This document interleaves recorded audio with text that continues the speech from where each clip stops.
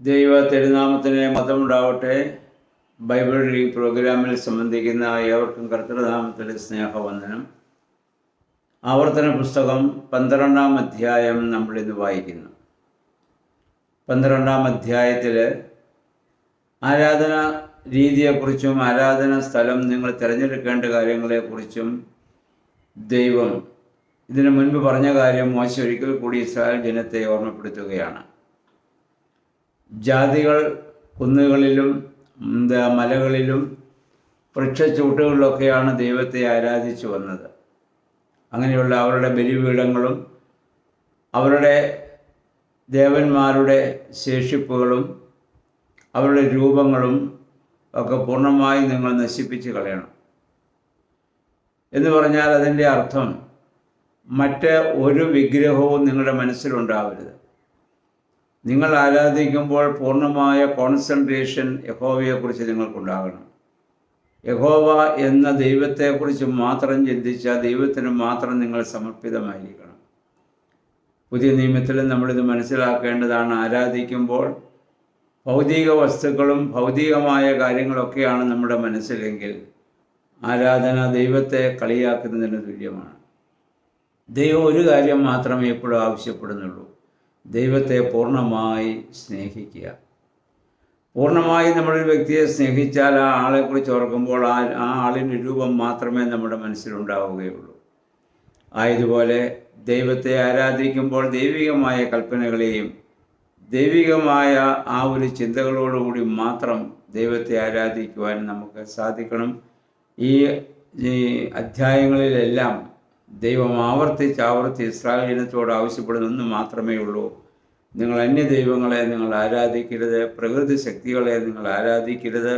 അതെല്ലാം ദൈവത്തിൻ്റെ സൃഷ്ടിയാണ്. സൃഷ്ടിയേക്കാൾ ഉപരിയായി സൃഷ്ടിതാവിനെ ആരാധിക്കുന്ന, ആഗ്രഹിക്കുന്ന, സ്നേഹിക്കുന്ന ഒരു മനോഭാവം, അതാണ് യഥാർത്ഥമായ ആരാധനാ ജീവിതം എന്ന് പറയുന്നത്. അതുപോലെ തന്നെ ജാതികൾ ആരാധിച്ച രീതിയിൽ നിങ്ങൾ ആരാധിക്കരുത്. അവരുടെ രീതിയിൽ അവർ നരബലി വരെയും ജാതികൾ നടത്തിയതായി ഈ അധ്യായത്തിൻ്റെ അവസാന ഭാഗത്ത് നമുക്ക് കാണാൻ പറ്റും. അങ്ങനെയുള്ള ഒരു രീതിയിൽ നിങ്ങൾ എങ്ങനെ ആരാധിക്കണമെന്ന് വളരെ വ്യക്തമായ യഹോവയായ ദൈവം മോശെ മുഖാന്തരം നിർദ്ദേശം നിങ്ങൾക്ക് നൽകിയിട്ടുണ്ട്. എന്നാൽ ജാതികളുടെ സ്വാധീനം മുഖാന്തരം, അവരുമായി ഇടകലർന്ന് ജീവിക്കുമ്പോൾ അവരുടെ സ്വാധീനം മുഖാന്തരം നിങ്ങൾ ദൈവത്തെ മറന്നു പോകാൻ സാധ്യതയുണ്ട്. അതൊരിക്കലും ചെയ്യരുതെന്ന് ആവർത്തിച്ച് വീണ്ടും ജനത്തെ മോശെ മുഖാന്തരം യഹോവയായ ദൈവം ഇവിടെ ഓർമ്മിപ്പിക്കുകയാണ്.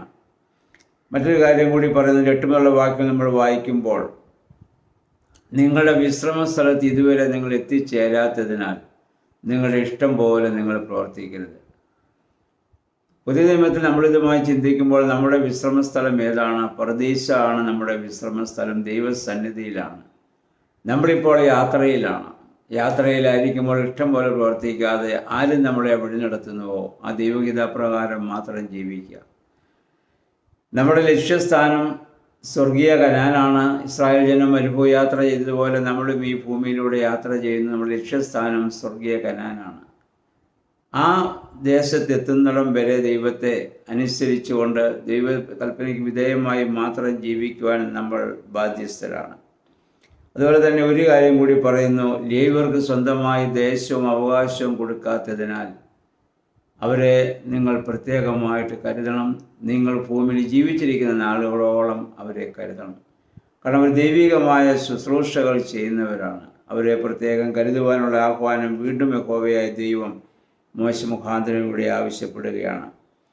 നിങ്ങൾ ഭക്ഷണം കഴിക്കേണ്ട രീതി, ഭക്ഷണം കഴിക്കേണ്ട സ്ഥലം അതൊക്കെ വ്യത്യസ്തമാണ്. കാരണം ശുദ്ധമൃഗവും അശുദ്ധമൃഗവും, ശുദ്ധപക്ഷിയും അശുദ്ധപക്ഷിയും ഒക്കെ അവർക്ക് നേരത്തെ തന്നെ എല്ലാം വേർതിരിച്ച് കൊടുത്തിട്ടുണ്ടല്ലോ. അപ്പോൾ ജാതികൾ ഭക്ഷിക്കുന്നത് കണ്ട് ആ രീതിയിൽ നിങ്ങളുടെ ഭക്ഷണ രീതികൾ നിങ്ങൾ ചെയ്യരുത്. അവർ ചെയ്തതൊന്നും നിങ്ങൾ അനുകരിക്കാൻ പാടില്ല എന്നുള്ളതാണ്. അപ്പം അതുപോലെ തന്നെ മൃഗങ്ങളെയൊക്കെ ഭക്ഷിക്കുമ്പോൾ ആ കാര്യം പ്രത്യേകമായി നിങ്ങൾ ഓർക്കുവാൻ ആവശ്യപ്പെടുകയാണ്. എന്നിട്ട് പറയുന്നത്, ദൈവസ്ഥാനത്തിൽ ശരിയും നന്മയും നിങ്ങൾ പ്രവർത്തിക്കുക. അത് നിങ്ങളുടെ തലമുറകൾക്ക് അനുഗ്രഹമായി ഭവിക്കും. ദൈവസന്നിധിയിൽ നമ്മൾ ശരിയായിട്ടുള്ളതും നന്മയായിട്ടുള്ളതും മാത്രം ചിന്തിക്കുകയും പ്രവർത്തിക്കുകയും ചെയ്യുമ്പോൾ നമുക്ക് മാത്രമല്ല നമ്മുടെ തലമുറകൾക്കും അനുഗ്രഹം പ്രാപിപ്പാൻ ഇടയായിത്തീരും. അതിന് വ്യത്യസ്തമായി നമ്മൾ പ്രവർത്തിച്ചാൽ നമുക്ക് മാത്രമല്ല ദോഷം, നമ്മുടെ തലമുറകളെയും അത് ദോഷമായി ബാധിക്കുമെന്നുള്ളതാണ്. അതുകൊണ്ട് ദൈവത്തിന് വിശുദ്ധമായി സമർപ്പിച്ച വസ്തുക്കൾ മാത്രം നിങ്ങളെന്നും ഭക്ഷിക്കാവൂ. എല്ലാം നമുക്ക് ഭക്ഷിക്കുവാനുള്ളതല്ല. ദൈവം ഓരോന്നിനും നമുക്ക് ഭക്ഷിക്കാനുള്ളത് വേർതിരിച്ച് നമുക്ക് തന്നിട്ടുണ്ട്. അതനുസരിച്ച് മാത്രം ഭക്ഷണ രീതി. കാരണം നിങ്ങളുടെ ശരീരവും വിശുദ്ധമാണ്. കാരണം നിങ്ങൾ വിശുദ്ധ ജനമാണ്. നിങ്ങളുടെ മനസ്സും ശരീരവും ഒക്കെ വിശുദ്ധമായിരിക്കണം. ഇതിനു മുമ്പ് പല പ്രാവശ്യം ആവശ്യപ്പെട്ടത് ഞാൻ വിശുദ്ധനായിരിക്കുന്ന പോലെ നിങ്ങളും വിശുദ്ധരാകുവീനെന്ന്. 29 മുതലുള്ള വാക്യങ്ങൾ വായിക്കുന്നു. ജനതകളെ നിങ്ങൾ അനുകരിക്കരുത്. ജാതികളൊക്കെ അവിടെ നിന്ന് നീങ്ങിപ്പോകുമ്പോൾ അവർ ജീവിച്ചതായ ജീവിത രീതിയിൽ നിങ്ങൾ ഒരിക്കലും ജീവിക്കരുത്. നിങ്ങൾ പ്രത്യേകം വിളിക്കപ്പെട്ടവരും തിരഞ്ഞെടുക്കപ്പെട്ടവരുമാണ്. മറ്റുള്ളവർ പറയുന്നത് പോലെ നമുക്ക് പറയാനും, മറ്റുള്ളവർ ജീവിക്കുന്ന പോലെ ജീവിക്കാനും, മറ്റുള്ളവർ ഭക്ഷിക്കുന്ന പോലെ ഭക്ഷിക്കാനും, മറ്റുള്ളവർ പ്രവർത്തിക്കുന്ന പോലെ പ്രവർത്തിക്കാനും നമുക്ക് അവകാശമില്ല. കാരണം ഞാനും നിങ്ങളും ഒക്കെ വിളിക്കപ്പെട്ടവരും തിരഞ്ഞെടുക്കപ്പെട്ടവരുമാണ്. ആ വിളിക്കനുസരിച്ച് ഈ ഒരു ജീവിതം ദൈവം നമ്മിൽ നിന്ന് പ്രതീക്ഷിക്കുന്നുണ്ട്. അതനുസരിച്ച് ജീവിപ്പാൻ നമുക്ക് ഇടയായിട്ട് തീരണം. അതിൻ്റെ അവസാനം പറഞ്ഞ് ദൈവം കൽപ്പിച്ചതിനോടൊന്നും കൂട്ടുകയോ കുറയ്ക്കുകയോ ചെയ്യരുത്. ദൈവികമായ കൽപ്പനയിൽ കൂട്ടാനും കുറയ്ക്കാനും നമുക്കാർക്കും അവകാശമില്ല. അതനുസരിച്ച് ജീവിക്കുക എന്നുള്ളതാണ്. അപ്രകാരം പുതിയ നിയമത്തിലും പരിശുദ്ധാത്മാവ് മുഖാന്തരം പിതാക്കന്മാർ മുഖാന്തരം ദൈവം നമുക്ക് ക്രമീകരിച്ച് തന്നിട്ടുള്ള സത്യത്തിലും നീതിയിലും ദൈവാനുഭവത്തിലും ജീവിക്കുവാൻ ദൈവമേ പരിശുദ്ധാത്മാവെ ശക്തീകരിക്കണമെന്ന് നമുക്ക് പ്രാർത്ഥിക്കാം. ഈ വേദവായനകളും പ്രാർത്ഥനകളും ഒക്കെ അതിന് നമ്മെ സഹായിക്കണം. എല്ലാവരെയും സർവശക്തനായ ദൈവം അനവരതമായി അനുഗ്രഹിക്കുമാറാകട്ടെ.